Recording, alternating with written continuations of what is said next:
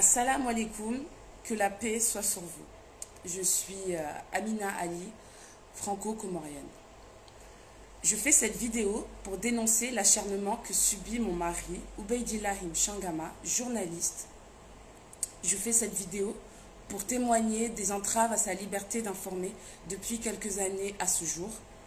Je fais cette vidéo pour dénoncer la pression judiciaire qui s'est formée autour de sa personne, car journaliste.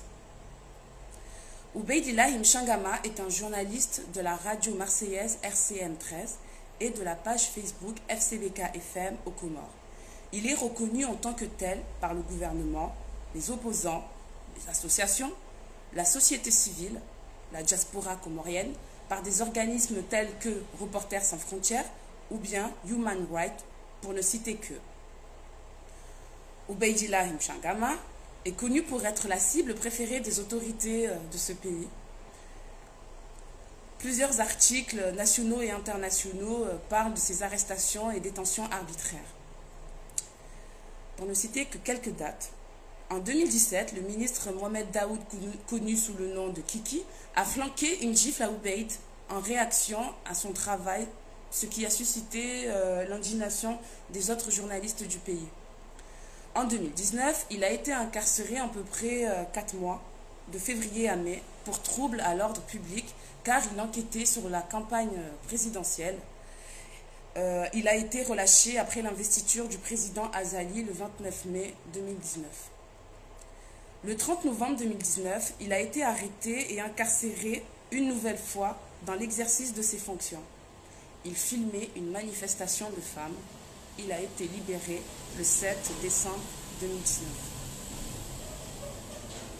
Le 11 janvier 2020, accompagné d'un autre journaliste, il s'est fait une nouvelle fois arrêter dans une voiture alors qu'il s'apprêtait à aller couvrir un rassemblement de l'opposition. Il a été détenu au commissariat de police et relâché le 13 janvier 2020. Le 7 juin 2020, Ubaydillah est victime d'intimidation et d'une tentative d'agression par la milice du ministère de l'Intérieur, le B52. Le 3 septembre, il est à nouveau arrêté pour avoir évoqué le manque de transparence sur la gestion de l'argent public dédié à des audiences spéciales relatives aux agressions sexuelles. Après quelques jours de détention, il ressort avec une ordonnance de placement sous contrôle judiciaire qui lui interdisait, entre autres, d'exercer son métier, de ne pas se déplacer dans les autres îles, donc de lui couper ses sources de revenus, ainsi qu'une obligation de pointer au bureau du juge Oussama Abbas. Il a respecté 1 mois son contrôle. Ensuite, par nécessité, il a décidé de reprendre son travail. Je vous rappelle que entre octobre 2020 et décembre 2020, sans se cacher, Ubayd a voyagé dans les 3 îles. Il a côtoyé toutes les autorités de ce pays. Tous les mercredis, il assistait au Conseil des ministres qui se déroule au palais présidentiel. Il a interviewé des gouverneurs, des juges, des ministres, des procureurs, tout au long de cette période, sans être à un moment donné inquiété de quoi que ce soit.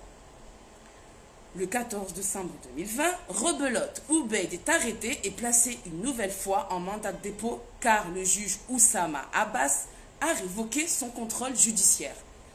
Parallèlement, il est accusé de diffusion de fausses informations.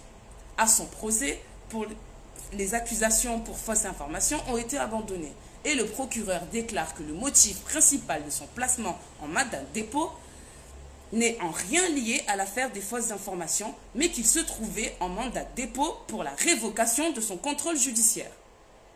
Il sera détenu 2 jours, je pense, et relâché sans motif, ni document, ni instruction. Le 7 janvier 2021, Ubaydillah couvrait une manifestation au marché de la capitale. Les manifestants se sont dispersés à l'arrivée des forces de l'ordre. Ubayd n'avait pas besoin de fuir vu qu'il était dans le cadre de son travail. Des gendarmes décident de l'embarquer seul. Il sera relâché et remis en garde à vue jusqu'à son audition devant le juge. Depuis mars 2021, Ubayd demande à plusieurs reprises au juge Oussama Abbas de bien vouloir le convoquer à une audition pour qu'il s'explique sur l'affaire qui l'a conduit au contrôle judiciaire de septembre 2020. Après plusieurs refus, le juge finit par lui accorder cette audition à l'aide d'une convocation datée du 27 avril 2021. À cette date, il se présente au bureau du juge. Il explique au juge qu'il est un peu souffrant. Le juge lui répond que de toute façon, il n'y avait pas d'électricité au bureau, donc impossible pour lui de l'auditionner ce jour-là. Il est donc reparti en disant qu'il attendra la prochaine convocation. Le lendemain, Ubaid est convoqué à la gendarmerie. Il s'y rend sans inquiétude et voilà qu'il se fait arrêter. Il est amené devant le juge Oussama Abbas qui lui notifie son mandat de dépôt. À l'heure où je vous fais cette vidéo, Nchangama Ubaidillah est toujours en prison. Tout ce que je viens de raconter précédemment est vérifiable par les médias nationaux et internationaux. Écoutez bien, Ubaid a reçu plusieurs coups de fil ces derniers jours de connaissances comme des juges, des avocats, des procureurs, des journalistes, des citoyens lambda, qui l'alertaient sur le fait que le ministre de la Justice, Mohamed Hussein, est énervé, souhaiterait son arrestation immédiate. Il aurait demandé à diverses autorités, dont des juges, de l'arrêter parce que Ubaid aurait fait des remarques sur sa manière de travailler. En effet, des magistrats disent que ce ministre de la Justice ne laisse pas la justice être indépendante. Il se dit qu'il serait intervenu sur la libération ou non de détenus. Des magistrats se sont plaints auprès de Ubaid que le ministre empiétait sur leur travail. Mohamed Hussein est parti trouver en la personne du juge Oussama un très bon complice. Et voilà que par magie, monsieur le juge informe les avocats d'Ubaid qu'il aurait violé une ordonnance de placement sous contrôle judiciaire qu'il dit avoir émis juste après sa libération en décembre 2019. Ce qui est totalement faux. J'étais présente lors de sa libération et tous les autres jours en fait, jusqu'à aujourd'hui.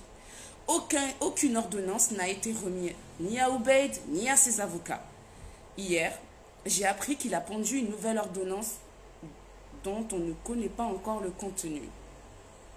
Donc oui, je soupçonne le juge Oussama Abbas d'avoir accédé à la demande illégale du ministre de la Justice, donc de mettre mon mari en prison, quitte à violer les procédures légales. Je fais cette vidéo par devoir, car mon mari est devenu depuis quelques années le jouet préféré de la justice comorienne. Cette justice qui décide ponctuellement de lui ôter sa liberté, de l'envoyer dans la prison indigne et inhumaine de Moroni. La vie de sa famille, de sa mère, de son père, de son enfant bascule à chacune de ces arrestations arbitraires.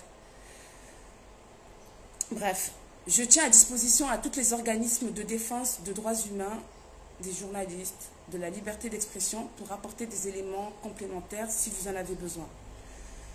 Je vous demande donc de diffuser plus largement cette vidéo qui est pour moi le seul moyen que j'ai trouvé pour protéger mon mari, ma famille et moi-même.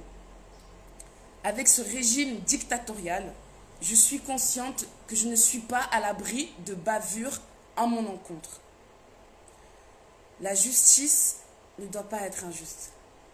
Je vous remercie. Que Dieu vous protège.